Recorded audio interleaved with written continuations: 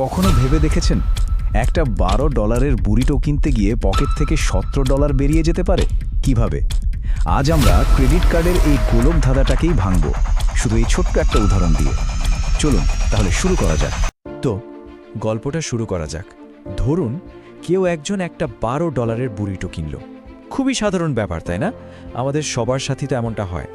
শুধু কার্ডটা একবার ট্যাপ করা হলো, ব্যাস পেমেন্ট হয়ে গেল। একদম ম্যাজিকের মতো, তাই না?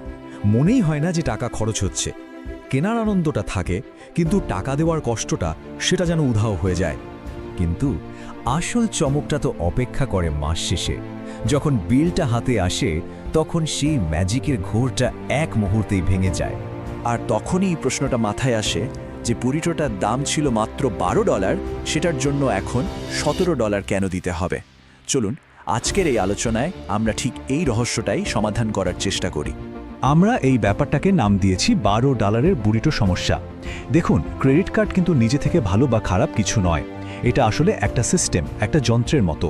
আসল কথা হলো এই যন্ত্রটা কিভাবে কাজ করে সেটা ঠিকঠাক বোঝা। চলুন সেটাই আগে বুঝে নেওয়া যাক। সবচেয়ে আগে যেটা বুঝতে হবে, ক্রেডিট কার্ড মানেই হলো একটা ছোটোখাটো লোন। মানে যখন কার্ডটা সোয়াইপ করা হয় তখন কিন্তু নিজের পকেট থেকে টাকা দেওয়া হয় না। ব্যাংক দোকানদারকে টাকাটা দিয়ে দেয়, আর ঠিক তখন থেকেই ওই টাকাটা ব্যাংকের কাছে একটা দেনা হয়ে যায়। আচ্ছা, তাহলে এই যন্ত্রটা চলে কিভাবে? এর দুটো খুব গুরুত্বপূর্ণ পার্টস আছে।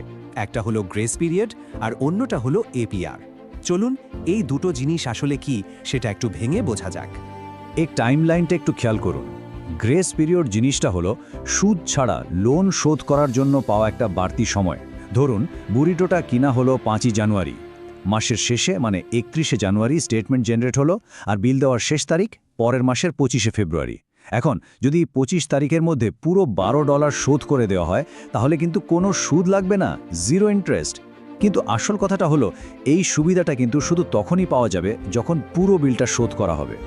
এবার আসা যাক এপিআর বা অ্যানুয়াল পার্সেন্টেজ রেটের ব্যাপারে। সহজ কথায় এটা হলো ধার করা টাকার উপর বার্ষিক সুদের হার।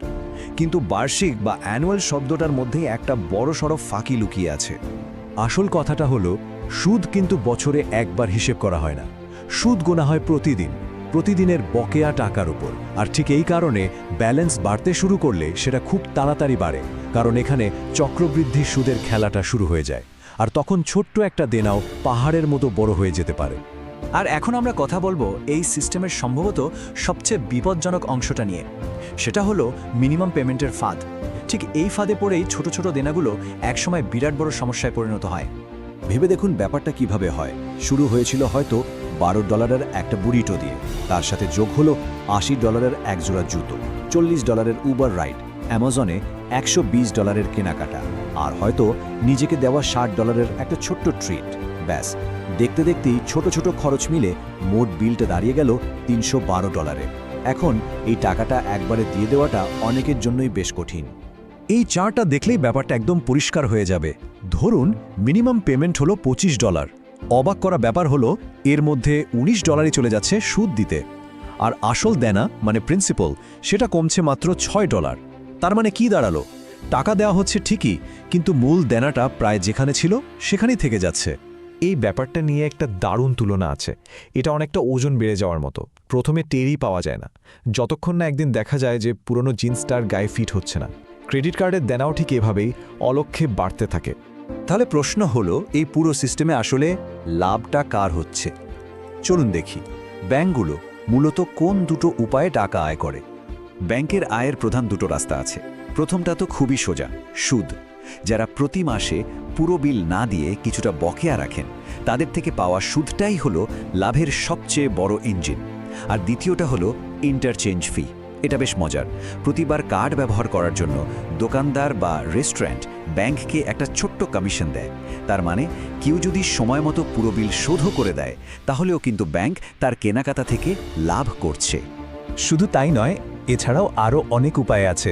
যেমন দেরিতে বিল দিলে লেট পেমেন্ট ফি, কার্ড দিয়ে এটিএম থেকে টাকা তুললে ক্যাশ অ্যাডভান্স ফি, বিদেশে কেনাকাটা করলে ফরেন ট্রানজ্যাকশন ফি, এরকম আরও অনেক কিছুই আছে।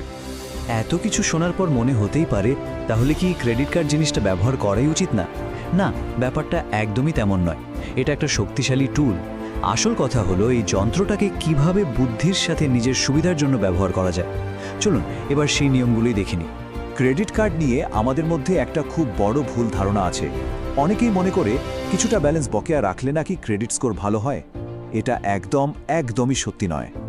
সত্যিটা হলো প্রতি মাসে সময়মতো পুরো বিলটা শোধ করে দেওয়াটাই একটা ভালো ক্রেডিট হিস্ট্রি তৈরি করার সেরা উপায়। কারণ এর মাধ্যমে প্রমাণ হয় যে আপনি একজন দায়িত্বশীল ব্যবহারকারী। এই খেলাটায় জেতার জন্য মাত্র 4টে সহজ নিয়ম মনে রাখলেই চলবে। 1 নম্বর, কার্ডে শুধু ততটুকুই খরচ করা উচিত যা এই মুহূর্তে পকেটে ক্যাশ টাকা দিয়ে কেনার ক্ষমতা আছে। 2 নম্বর, প্রতি মাসে কোনো যদি কিন্তু ছাড়া স্টেটমেন্টের পুরো টাকাটা শোধ করে দিতে হবে। 3 নম্বর, ডেডলাইন ভুলে যাওয়ার কোনো সুযোগই রাখা যাবে না, তাই অটোমেটিক পেমেন্ট সেট করে রাখাটা সবচেয়ে বুদ্ধিমানের কাজ। আর 4 নম্বর, কার্ডের পুরো লিমিট কখনোই ব্যবহার করা উচিত নয়, চেষ্টা করতে হবে একটা নির্দিষ্ট সীমার নিচে থাকার। আর এই যে রিওয়ার্ডস পয়েন্ট বা ক্যাশব্যাক, এগুলো দেখতে খুবই লোভনীয়, তাই না? কিন্তু একবার ভেবে দেখুন, 20% সুদ দিয়ে 2% ক্যাশব্যাক পাওয়ার মধ্যে কি কোনো লাভ আছে? এটা তো অনেকটা $200 একটা পার্কিং ফাইন দিয়ে তার সাথে একটা ফ্রি কুকি পাওয়ার মতো ব্যাপার হলো। রিওয়ার্ডসের আসল মজাটা তো তখনই যখন 1 টাকাও সুদ দিতে হচ্ছে না। তাহলে চলুন পুরো আলোচনাটা থেকে সবচেয়ে জরুরি কয়েকটা কথা এক ঝলকে মনে করে নিই। প্রথমত, ক্রেডিট কার্ড হলো একটা শর্ট টার্ম লোন। দ্বিতীয়ত, এপিআরের সুদ প্রতিদিন হিসেব করা হয়। তৃতীয়ত, মিনিমাম পেমেন্ট একটা ফাঁদ। চতুর্থত, সুদ থেকে বাঁচার একমাত্র উপায় হলো পুরো বিলটা সময় মতো শোধ করা। আর সবশেষে, ভালো ক্রেডিট স্কোর বানানোর জন্য সুদ দেওয়ার কোনোই দরকার নেই।